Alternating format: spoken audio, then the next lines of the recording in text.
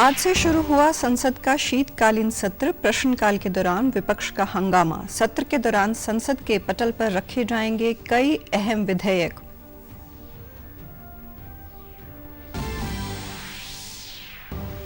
PM Narendra Modi ने दिल्ली में party मुख्यालय में भाजपा कार्यकर्ताओं को किया संबोधित। 3 राज्यों के विधानसभा चुनाव में भाजपा की जीत को बताया आत्मनिर्भर भारत, ईमानदारी, पारदर्शिता व सुशासन की जीत। मुख्यमंत्री ने हिसार स्थित हरियाणा कृषि विश्वविद्यालय में वैश्विक खाद्य पोषण, सुरक्षा, स्थिरता व स्वास्थ्य के लिए रणनीति विषय पर आयोजित 3 दिवसीय अंतर्राष्ट्रीय सम्मेलन का किया शुभारंभ। और करनाल के करण स्टेडियम में राज्य स्तरीय खेल महाकुंभ के दूसरे चरण की हुई शुरुआत। प्रदेश भर के करीब 1600 खिलाड़ी दिखाएंगे अपनी प्रतिभा। नमस्कार, मैं हूं शैली तनेजा। अब समाचार विस्तार से। संसद का शीतकालीन सत्र आज से शुरू हो गया है। सत्र शुरू होते ही एनडीए के सांसदों ने पीएम मोदी का तालियां बजाकर जोरदार स्वागत किया। इसके अलावा प्रधानमंत्री मोदी की मौजूदगी में लोकसभा में तीसरी बार मोदी सरकार और बार बार मोदी सरकार के नारे लगाए गए। कार्रवाई शुरू होते ही प्रश्नकाल के दौरान विपक्ष ने सदन में हंगामा शुरू कर दिया। लोकसभा स्पीकर ने सदन में प्ले कार्ड लाने पर आपत्ति जताई और विपक्ष के हंगामे के चलते पहले कार्रवाई 12 बजे तक और फिर 2 बजे तक स्थगित कर दी गई। 12 बजे से सदन की कार्रवाई फिर से शुरू हुई। शिक्षा मंत्री धर्मेंद्र प्रधान ने लोकसभा में आज केंद्रीय विश्वविद्यालय संशोधन विधेयक 2023 पेश किया। इस विधेयक में तेलंगाना में एक केंद्रीय जनजातीय विश्वविद्यालय स्थापित करने का प्रावधान है। उधर राज्यसभा में प्रश्नकाल के दौरान केंद्रीय नागर विमानन मंत्री ज्योतिरादित्य सिंधिया ने एक प्रश्न का उत्तर देते हुए बताया कि हवाई अड्डों पर सुरक्षा और रक्षा उनके मंत्रालय की प्राथमिकता है और एजेंसियों द्वारा कड़ी निगरानी रखी जाती है। उन्होंने कहा कि कोहरे की स्थिति में उड़ानों के सुचारू कामकाज की बाधाओं से निपटने के लिए भी आवश्यक प्रबंध किए गए हैं। अपनी तगड़ी निगरानी सारे एयरपोर्ट्स पे रखती है और सेफ्टी के लिए डीजीसीए जो हमारी संस्था है, हर एक एयरलाइन और हर एक एयरपोर्ट के लिए कार जो सिविल एविएशन रूल होते हैं उसे इशू करती है ताकि हमारे यात्रियों की सुरक्षा, उनकी सेफ्टी और उनकी सुगमता का पूर्ण ध्यान रखा जाए। जो मुद्दा उन्हें उठाया है, कोई भी मिसट्रीटमेंट किसी भी पैसेंजर के साथ होगा जिसकी सूचना मंत्रालय को मिलती है, फौरन उस एयरलाइन या उस एयरपोर्ट दोनों को सूचित किया जाता है, जवाब लिया जाता है। केंद्रीय जल शक्ति मंत्री गजेंद्र सिंह शेखावत ने एक प्रश्न का उत्तर देते हुए बताया कि केंद्र सरकार की ओर से ग्राउंड वाटर रिचार्ज के क्षेत्र में बड़े कदम उठाए गए हैं व अटल भूजल योजना के सकारात्मक प्रभाव भी देखने को मिल रहे हैं। माननीय प्रधानमंत्री जी के नेतृत्व में लिया गया अमृत सरोवर अभियान और इसके अतिरिक्त राज्य सरकारों ने जिस तरह से अपने यहाँ, चाहे माननीय मुख्यमंत्री रहते हुए मोदी जी ने अपने यहाँ पे गुजरात में जो इनिशिएटिव्स लिए थे, चाहे महाराष्ट्र की सरकार ने जो जल युक्त शिविर प्रारंभ किए, राजस्थान में मुख्यमंत्री जल स्वावलंबन योजना प्रारंभ हुई, नीरू चेट्टू आंध्र प्रदेश में हुई। इस तरह की सारी योजनाओं के चलते हुए अब भूगर्भ का जल का स्तर जो है वो बढ़ने लगा है। 2020 के बाद में जो डाउनवर्ड्स हमारा हमेशा घटता हुआ भूगर्भ जल का आंकड़ा आता था, जो 6000 से ज्यादा ब्लॉक्स में हम मॉनिटर करते थे, हर साल हमारे क्रिटिकल जो है ब्लॉक्स, सेमी क्रिटिकल और जो है ब्लॉक्स और ओवर एक्सप्लॉइटेड ब्लॉक्स की संख्या निरंतर बढ़ती जा रही थी। पिछले 4-5 साल के परिणाम हुए कि अब जो है पिछले साल में 2023 की तुलना में, अगर 22 की तुलना में अगर मैं बात करूं तो 2023 की रिपोर्ट जो हमने 3 दिन पहले पब्लिश की है, आज उसके चलते हुए सेफ जोन जो है, सेमी क्रिटिकल से सेफ जोन ऐसे 127 जोन है। संसद का शीतकालीन सत्र 22 दिसंबर तक चलेगा। सरकार ने कहा कि वह संसद में किसी भी मुद्दे पर चर्चा के लिए तैयार हैं। इसी बीच विपक्षी पार्टियों ने आज इस सत्र की अपनी रणनीति तैयार करने के लिए संसद सदन में बैठक की। संसद के शीतकालीन सत्र शुरू होने से पहले संसद के बाहर प्रधानमंत्री नरेंद्र मोदी ने मीडिया को संबोधित किया। इस दौरान उन्होंने सभी सांसदों से अनुरोध किया कि जो भी विधेयक सदन में रखे जाते हैं उन पर गहन चर्चा की तैयारी के साथ आएं। प्रधानमंत्री ने कहा कि संसद लोकतंत्र का मंदिर और विकसित भारत की नींव मजबूत करने के लिए लोगों की आकांक्षाओं का महत्वपूर्ण मंच है। इस बार सदन में काम करने का व्यापक अवसर होगा। उन्होंने विपक्ष से सहयोग का भी अनुरोध किया। उन्होंने कहा कि यदि विपक्ष की छवि नकारात्मक और नफरती बनती है तो ये लोकतंत्र के लिए अच्छा नहीं है। लोकतंत्र में विपक्ष की बहुत बड़ी भूमिका होती है और विपक्ष को इसे निभाने में सक्षम होना चाहिए। सभी सांसदों से आग्रह करता हूं, लोकतंत्र का ये मंदिर जन आकांक्षाओं के लिए, विकसित भारत की नींव को अधिक मजबूत बनाने के लिए बहुत महत्वपूर्ण मंच है। मैं सभी माननीय सांसदों से आग्रह कर रहा हूं कि वो ज्यादा से ज्यादा तैयारी करके आए। सदन में जो भी बिल रखे जाए उस पर गहन चर्चा हो, उत्तम से उत्तम सुझाव आए। विपक्ष में बैठे हुए साथी हैं, ये उनके लिए गोल्डन अपॉर्चुनिटी है। इस सत्र में पराजय का गुस्सा निकालने की योजना बनाने के बजाय इस पराजय में से सीख करके पिछले 9 साल से चलाई गई नकारात्मकता की प्रवृत्ति को छोड़ करके कि सदन में सहयोग दीजिए।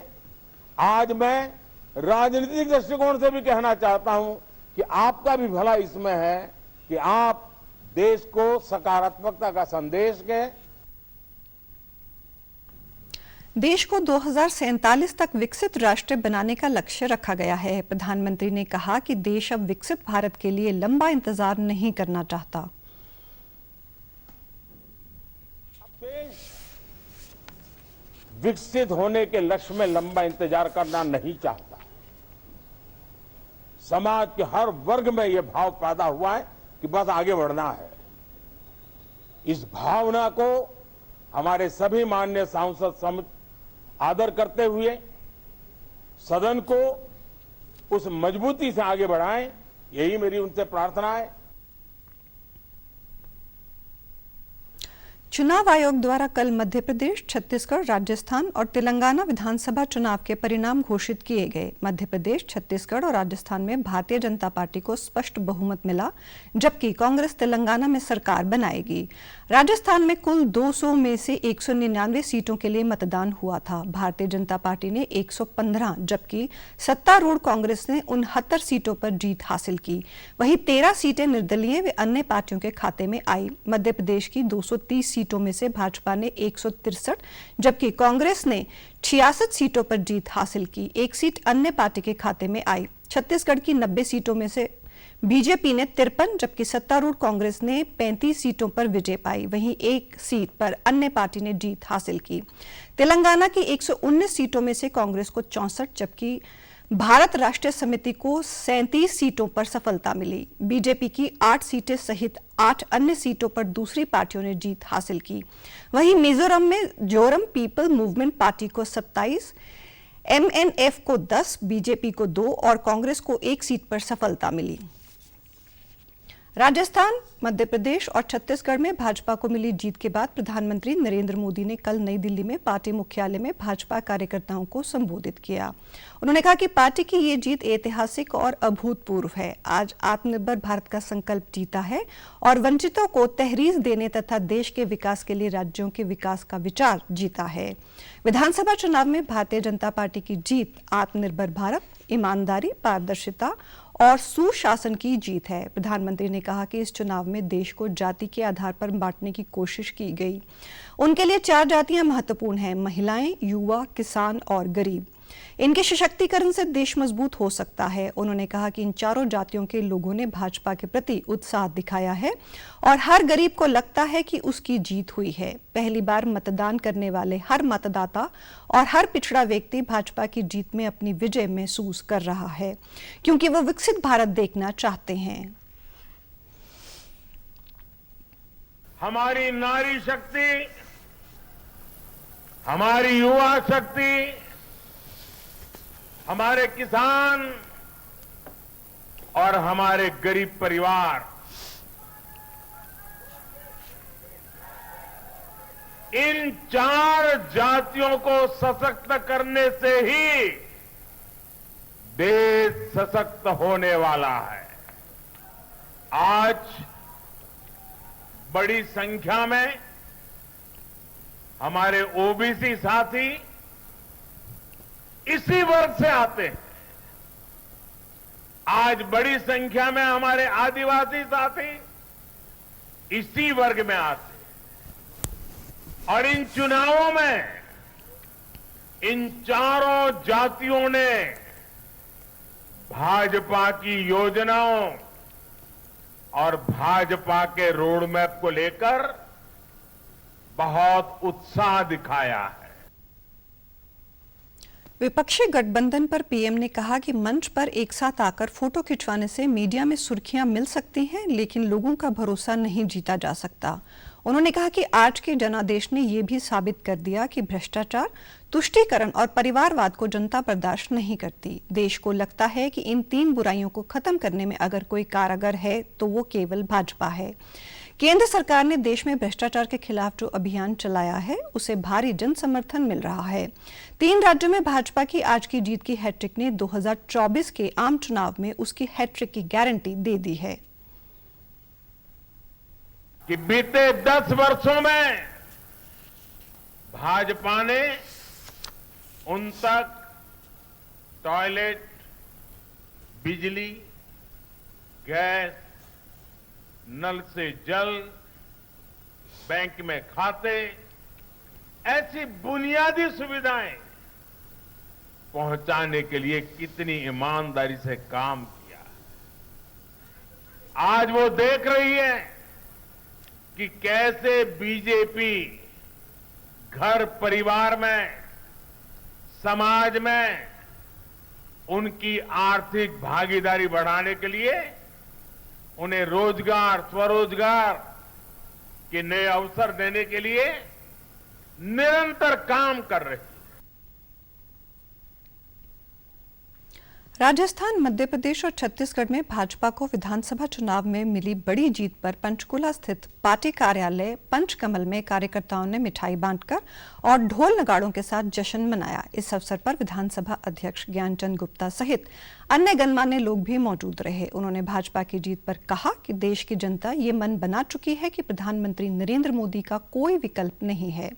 प्रधानमंत्री मोदी किसानों, युवाओं, महिलाओं के कल्याण के लिए जो नीतियां लाए हैं उनको राजस्थान, मध्य प्रदेश और छत्तीसगढ़ की जनता ने स्वीकार किया है। तीनों प्रदेशों की जनता ने पीएम मोदी की गारंटी पर मोहर लगाई है। विधानसभा अध्यक्ष ने भाजपा की भव्य जीत पर देशवासियों और कार्यकर्ताओं को बधाई देते हुए कहा कि यह प्रधानमंत्री में जनता के विश्वास की जीत है। कोई कहता था 1 प्रदेश आएगा, कोई कहता था 2 प्रदेश आएंगे, लेकिन 3 प्रदेशों के अंदर भारतीय जनता पार्टी की क्लियर कट मेजॉरिटी और सरकार बन रही है। ये आने वाले 2024 के जो लोकसभा चुनाव है, ये उसका संकेत है कि आने वाले 2024 के चुनाव के अंदर तीसरी बार नरेंद्र मोदी देश के प्रधानमंत्री बनने जा रहे हैं। देश की जनता ये मन बना चुकी है कि नरेंद्र मोदी का कोई विकल्प नहीं है और जो नरेंद्र मोदी जी की जन कल्याणकारी नीतियां हैं, जो गरीबों के कल्याण के लिए जो वो नीतियां लेकर के आए हैं, किसानों के कल्याण के लिए नीतियां लेकर के आए हैं, युवाओं के कल्याण के लिए नीतियां लेकर आए हैं, महिलाओं के कल्याण की जो नीतियां लेकर के आए हैं, उन नीतियों को लोगों ने स्वीकार किया है, उन नीतियों के ऊपर मोहर लगाई है। मैं सभी देशवासियों को और विशेष तौर पर इन 3 प्रदेशों के सभी कार्यकर्ताओं को, सभी लोगों को बहुत बहुत बधाई देता हूं। मुख्यमंत्री मनोहर लाल ने आज हिसार स्थित चौधरी चरण सिंह हरियाणा कृषि विश्वविद्यालय में वैश्विक खाद्य, पोषण, सुरक्षा, स्थिरता व स्वास्थ्य के लिए रणनीति विषय पर आयोजित 3 दिवसीय अंतर्राष्ट्रीय सम्मेलन का शुभारंभ किया। उन्होंने कृषि महाविद्यालय परिसर में कृषि क्षेत्र में उद्यमिता से संबंधित प्रदर्शनी का भी अवलोकन किया। इस दौरान मुख्यमंत्री को बताया गया कि कृषि विश्वविद्यालय में युवा उद्यमियों के स्टार्टअप को बढ़ावा देने के लिए एग्री बिजनेस इंक्यूबेशन सेंटर स्थापित है। इस सेंटर के माध्यम से गत 4 वर्षों में 6 करोड़ रुपए की राशि उपलब्ध करवाकर 100 स्टार्टअप शुरू करवाए जा चुके हैं। इन स्टार्टअप के माध्यम से टिश्यू कल्चर तकनीक से केला और गन्ने की बेहतरीन किस्म तैयार करना तथा मोटे अनाज से तैयार खाद्य उत्पाद तैयार किए गए हैं। उन्होंने कहा कि हरियाणा प्रदेश ने कृषि क्षेत्र में शानदार उपलब्धियां हासिल की हैं। यहाँ के कृषि उत्पाद का निर्यात देश व दुनिया के कई देशों में हो रहा है। अब उत्पादन के साथ साथ इसकी गुणवत्ता बढ़ाने के लिए दुनिया के कई देशों के साथ राज्य सरकार द्वारा काम किया जा रहा है। उन्होंने कहा कि पानी तथा पर्यावरण भी प्रदूषित हो रहा है। इन सभी चुनौतियों से निपटने के लिए अब चिंतन करना बहुत आवश्यक हो गया है।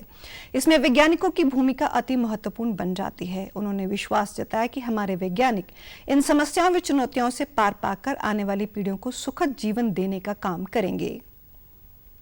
समस्याएं, बहुत से उनकी नई टेक्निक, बहुत से ऐसे प्रोडक्शन बढ़ाने के विषय, डाइवर्सिफिकेशन, खास करके जैसे आज वातावरण दूषित होता जा रहा है, उसमें खासकर जो एमिशन, जिस प्रकार का पोल्यूशन का है, पानी का संकट है, उसको पानी को बचाने के लिए की आवश्यकता है कि सॉइल की प्रोडक्टिविटी ये भी कैसे बढ़े, प्रोडक्शन जो है एग्रो प्रोडक्शन, उसकी क्वालिटी कैसे सुधरे, ताकि हमारे जीवन को यानी स्वस्थ शरीर कैसे रह सकता है।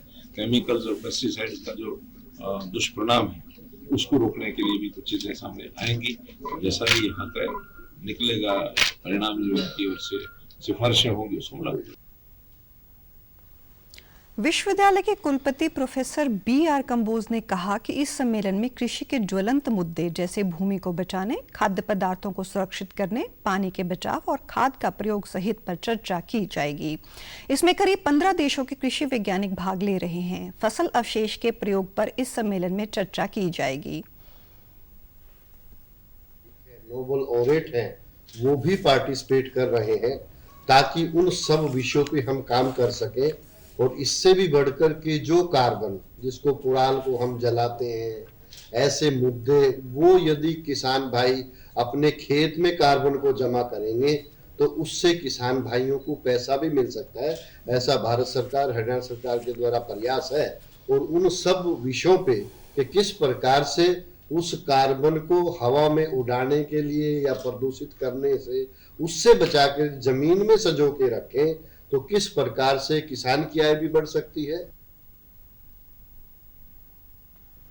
मुख्यमंत्री मनोहर लाल ने कल हिसार में गुरु जंभेश्वर विज्ञान विश्वविद्यालय में राष्ट्रीय सनातन महासंघ के संस्थापक स्वामी धर्मदेव द्वारा आयोजित युवा सम्मेलन को संबोधित किया।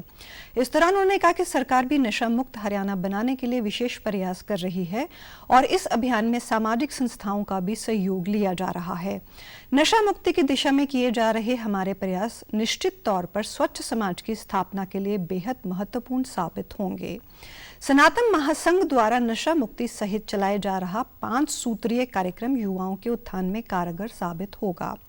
इससे पहले मुख्यमंत्री ने नशे के खिलाफ जागरूकता को लेकर सर्व कल्याण मंच हरियाणा द्वारा चलाई गई यात्रा को हरी झंडी दिखाकर रवाना किया।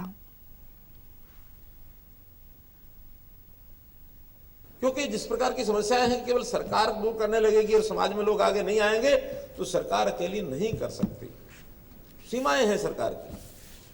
तो जब उस समय विचार चला कि नशा मुक्ति या जो ड्रग्स का प्रचलन बहुत हो गया है, मादक पदार्थों का सेवन ये बहुत हो गया है, तो इसको कैसे दूर करना। 3 इसके चरण हैं। एक चरण है जन जागरण।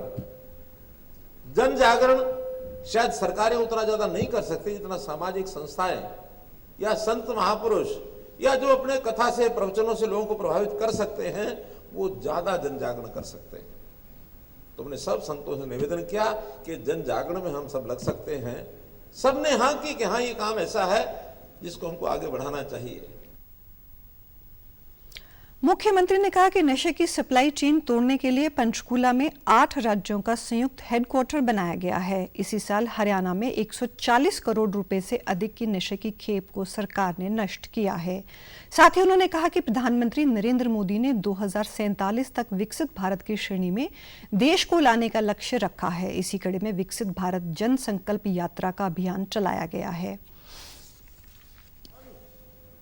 ऐसे मादक पदार्थ पकड़े गए हैं और पकड़ करके उनको नष्ट किया गया, जलाया गया है। 140 करोड़ के लगभग तो हरियाणा में पिछले 2 साल के अंदर 140 करोड़ का सामान ये हमने पकड़ के जलाया है। तो बहुत सी सख्ती बरतनी पड़ती है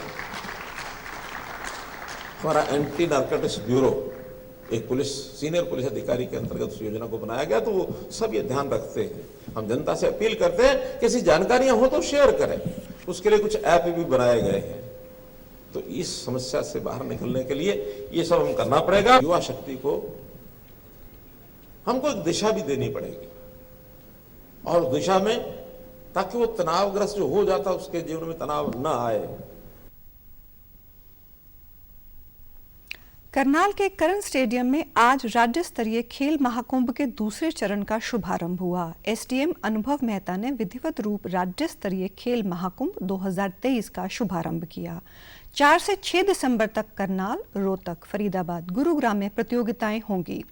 खेल महाकुंभ के तहत होने वाले 24 खेल प्रतियोगिताओं में क्रिकेट को पहली बार शामिल किया गया है।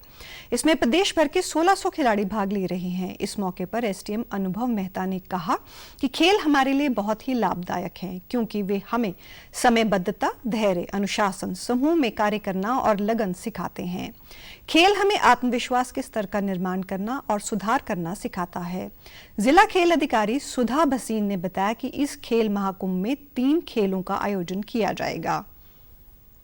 ने यहाँ हिस्सा लिया है और खेल विभाग ने इसमें इनका सभी के रहने का और खाने का व्यवस्था की हुई है, और जो गेम्स हैं ये चलेंगे यहाँ पे। अपना खेल खेल की भावना से खेलें और इसमें बढ़ चढ़ कर हिस्सा लें, और कोई हार जीत गेम का पार्ट है। एक टीम जीतती है, बाकी टीम उससे सीख के जाती है। और यहाँ पे 3 गेम्स का आयोजन किया गया है, जिसमें handball, table tennis and canoeing ये गेम्स हैं, और इसमें लगभग सभी जिलों ने भाग लिया है, और इनके ठहरने की और खाने की व्यवस्था विभाग द्वारा की गई है।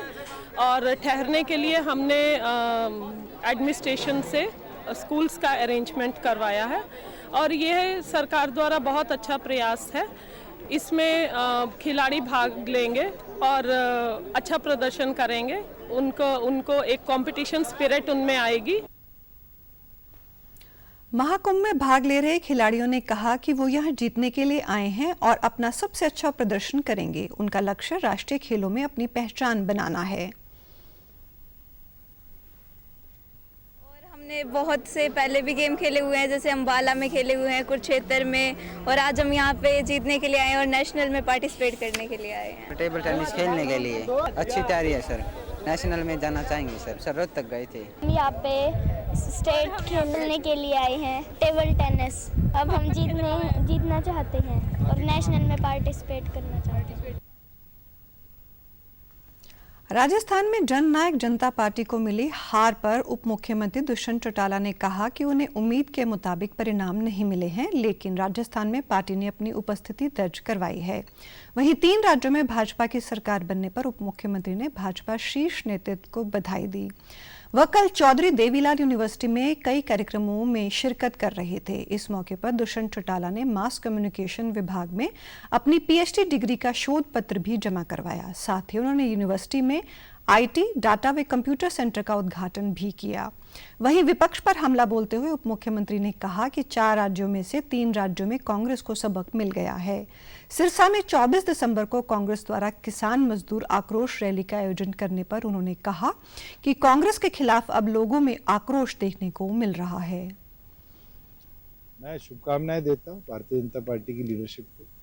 बड़ा अच्छा नतीजा 4 स्टेट्स के अंदर है, और अनएक्सपेक्टेडली जिस तरीके से हमारे ये जो सर्वेज हैं, एग्जिट पोल्स हैं, इनने दर्शाया था, मुझे लगता है जनपद तो उससे बिल्कुल विपरीत आया, और ये दिखाता है कि जनता की भावनाओं को समझना, स्टडी करना आज के दिन तो नामुमकिन है। मुझे लगता है कांग्रेसियों को जनता का आक्रोश, जो उनकी एग्जिस्टिंग सरकार राजस्थान के विरुद्ध में या कांग्रेस की छत्तीसगढ़ की सरकार के विरुद्ध में जो नतीजे आए हैं, कहीं ना कहीं उससे समझ लेना चाहिए कि जनता का आक्रोश अभी भी कांग्रेस के विरुद्ध। उप मुख्यमंत्री ने कहा कि 15 दिसंबर से शीतकालीन सत्र शुरू हो जाएगा। इसके लिए सरकार पूरी तरह से तैयार है। 3 दिन जितना बीएससी डिसाइड करेगी सत्र चलेगा, और कई पेंडिंग लेजिस्लेशंस हैं, उसको हम आगामी सत्र में लेके आएंगे। नौसेना दिवस के अवसर पर प्रधानमंत्री नरेंद्र मोदी, केंद्रीय रक्षा मंत्री राजनाथ सिंह ने नौसैनिकों और उनके परिजनों को शुभकामनाएं दी। प्रधानमंत्री ने सोशल मीडिया पोस्ट एक्स में नौसेना दिवस के अवसर पर भारतीय नौसेना के सभी कर्मियों को शुभकामनाएं देते हुए कहा कि हमारे समुद्रों की सुरक्षा के प्रति उनकी प्रतिबद्धता, कर्तव्य के प्रति उनका अटूट समर्पण और राष्ट्र के प्रति प्रेम का प्रमाण है। हर परिस्थिति में उनका जज्बा और संकल्प अटल है। राष्ट्र उनकी सेवा और बलिदान के लिए सदैव आभारी है।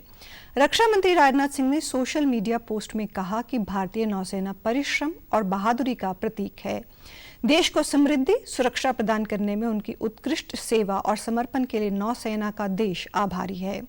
वहीं केंद्रीय मंत्री अनुराग सिंह ठाकुर ने भी नौसेना दिवस के अवसर पर भारतीय नौसेना के सभी वीर सदस्यों के प्रति सम्मान व्यक्त किया। फरीदाबाद में विकसित भारत संकल्प यात्रा के तहत विशेष कैंप लगाया गया, जिसमें सरकार की विभिन्न योजनाओं का लाभ लाभार्थियों को दिया गया। विशेषकर बुजुर्गों को आयुष्मान कार्ड बनाने की सुविधा दी गई और बुजुर्गों का हार डालकर स्वागत किया गया। कैंप में 11 विभागों ने अपने स्टॉल लगाए और कैंप में भारी संख्या में पहुंचे लोगों में उत्साह देखने को मिला। क्षेत्रीय पार्षद जयवीर खटाना ने कहा कि सरकार 2047 तक विकसित भारत का संकल्प लेकर चल रही है, जिसके लिए लोगों की जन भागीदारी जरूरी है। बैंक अधिकारी हनुमान सिंह ने कहा कि सुरक्षा बीमा योजना और जीवन ज्योति बीमा योजना का लोग भरपूर लाभ ले रहे हैं। स्टॉलों में बहुत भारी संख्या में भीड़ लगी हुई है और यहाँ पर सभी सुविधाओं का लाभ ले रहे हैं लाभार्थी, चाहे वो परिवार पहचान पत्र के करेक्शन की बात हो, चाहे पेंशन की बात हो, चाहे अपनी उज्ज्वल योजना की बात हो। हमारे यहाँ सभी डिपार्टमेंटों की तरफ से 11 स्टॉल लगाए गए हैं। पूरा लाभ हो रहा है। जो भी यहाँ लोग पहुँच रहे हैं उनकी सभी समस्याओं का मौके पर समाधान हो रहा है। सुरक्षा बीमा योजना के अंतर्गत सर 20 रुपये प्रीमियम होता है साल का और उसमें 2 लाख का बीमा होता है, वो एक्सीडेंटल बीमा होता है। और जीवन ज्योति बीमा योजना के अंदर 436 रुपये का प्रीमियम होता है 1 साल का और वो लाइफ इंश्योरेंस होता है। बहुत उत्साह है सर, अभी तक हमने कर दिए, लगभग 20-25 लोगों का बीमा कर दिया हमने। वहीं यात्रा में आए लाभार्थियों ने सरकार की नीतियों की प्रशंसा करते हुए कहा कि उन्हें विभिन्न योजनाओं का लाभ मिल रहा है, जिसके लिए वे प्रधानमंत्री का धन्यवाद करते हैं। सरकारी सिलेंडर के मतलब योजना के लिए आया था, तो यहाँ आया तो उन्होंने मुझे बहुत अच्छे से गाइड करा और मेरे को समझाया कि योजना का लाभ क्या क्या है। उन्होंने मेरा फार्म भी ले लिया और उन्होंने मुझे समझाया कि आपको जल्द से जल्द आपका सिलेंडर मिल जाएगा। और मैं मोदी सरकार के इसके लिए बहुत बहुत धन्यवाद करना चाहता हूँ। अपनी बीमारी की वजह से या आयुष्मान कार्ड पुराने की वजह से कहा था। आयुष्मान के लिए आए थे? हाँ जी। कार्ड आपका ले लिया है और हाँ। कागज ले लिए हैं? हाँ जी। कितनी खुशी है सरकार की इस योजना पर? मुझे बहुत खुशी है सरकार की योजना को देख के, बहुत अच्छा लगा है, बहुत अच्छा काम हो रहा है। पार्षद महोदय ने पूरा सम्मान किया हमारा और हमें बहुत जल्दी काम कर दिया हमारा। हम आयुष्मान कार्ड के लिए आए थे। आयुष्मान के लिए? हाँ जी। तो क्या हुआ फिर? वो बन गया हमारा आयुष्मान कार्ड, बहुत जल्दी बन गया। बहुत जल्दी बन गया? हाँ हाथों जी, हाथ बन हाँ गया? जी यार बन गया। बुजुर्गों के लिए अच्छा इंतजाम है, हमारा कार्ड बन गया, ज्यादा देर लाइन में नहीं खड़े होते। बहुत बहुत धन्यवाद है मोदी जी का, बहुत बहुत धन्यवाद है। मुख्यमंत्री मनोहर लाल ने आज जींद जिले के एकलव्य स्टेडियम में आयोजित राज्य स्तरीय संत श्री सेन जयंती समारोह में शिरकत की। इस अवसर पर उन्होंने जिला वासियों को 39 परियोजनाओं की सौगात दी, जिस पर करीब 590 करोड़ की लागत आएगी। इस दौरान सीएम ने अपने संबोधन में कहा कि सदियों पहले इस देश में भक्ति रस की गंगा बह रही थी। उसी समय महान संत शिरोमणि श्री सेन जी महाराज का जन्म हुआ। उन्होंने जन जागरण किया और गुरु रविदास के साथ भी उनके अच्छे संबंध रहे। सीएम ने कहा कि समाज को सही दिशा में ले जाने में संतों का बहुत ही महत्व रहा है। कुरीतियों को दूर करने के लिए हमें महापुरुषों के संदेश को प्रचारित करना होगा। प्रधानमंत्री ने समाज के अंतिम व्यक्ति को ध्यान में रखकर कई योजनाएं शुरू की हैं। संत यानी समाज को ठीक रास्ते पर लाने के लिए संतों की जो भूमिका थी, अगर उनको आज बार बार याद कराएंगे तो समाज की दिशा ठीक हो जाएगी। हमने संत महापुरुष विचार मान सम्मान योजना ये बनाई। देश के प्रधानमंत्री नरेंद्र मोदी जी लगातार ऐसी योजनाएं दे रहे हैं कि गरीब के परिवार को मकान नहीं तो मकान दो, मकान मिल गया तो उसके नल में पानी दो, पानी मिल गया तो उसको ऐसा सिलेंडर दो, वैसा सिलेंडर मिल गया तो बिजली का बल्ब दो, ताकि उसका जीवन आज के हिसाब से सुखी हो सके। घर राशन नहीं तो राशन भी दो। 3 प्रदेशों में भारतीय जनता पार्टी अच्छे बहुमत से और सरकार बना ली है। हैट्रिक बनी है, अब अगली हैट्रिक मोदी जी की लगेगी, उसके बाद हैट्रिक हरियाणा में भी लगेगी। आप लोग खबर कैसे लो। समाचारों में आज इतना ही। नमस्कार।